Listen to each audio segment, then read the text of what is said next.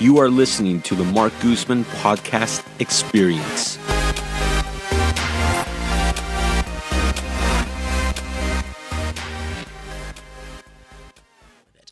So I can imagine putting this production together to create this visual and audio production. It's extremely hard because you're talking about a very modern subject, mixing it with a very old style. Yeah.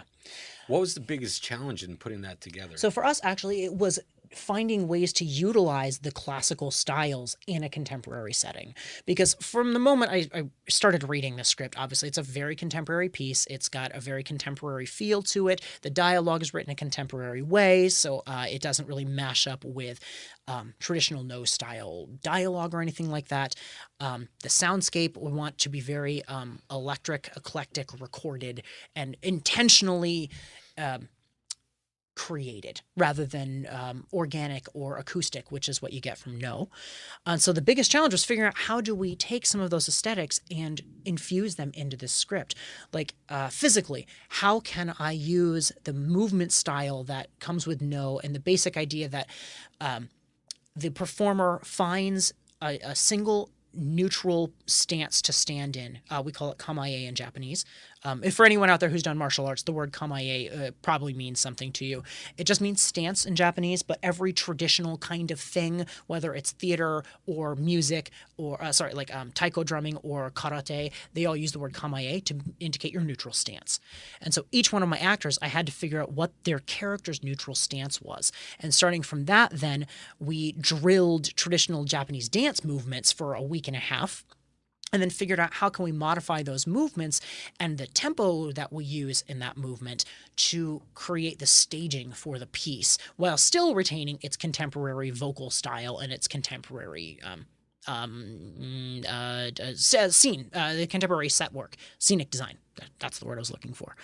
And so that was definitely the hardest part of this, and making sure that we created a heightened atmosphere, something that was we use the term magical realism often in contemporary theater. So we're looking for that point of magical realism where things are just slightly enough over the line of realism that you can tell you're looking at something that's been created, but not so created as to be completely alienating and artificial. It doesn't cross the line into absurdism. Like with Samuel Beckett, who is probably one of the most famous absurdist playwrights ever. And so we're looking more at keeping things just heightened, altered reality. Like maybe you're in a dream of some kind where they make a sort of dreamlike logic where they're not necessarily A doesn't lead to B, but it still makes a kind of sense.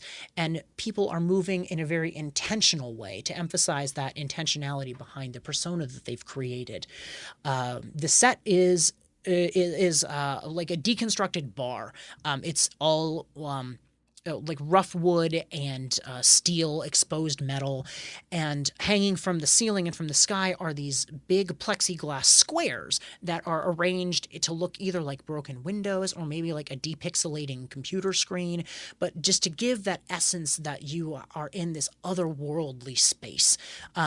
And when they're not looking like, when it doesn't create the technological look, it creates a beautiful sort of glittering look, like you are just in this ephemeral, other ethereal realm. It doesn't have to be a digital space at all. It could be any other kind of otherworldly place.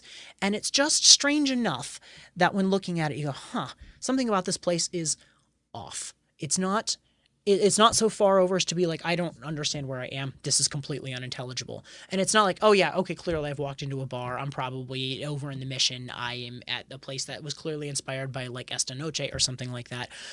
It's just, you have small cues that the world is just slightly over that realm into realism, into fantastical, into magical. Now, was putting this type of production more difficult for the actors?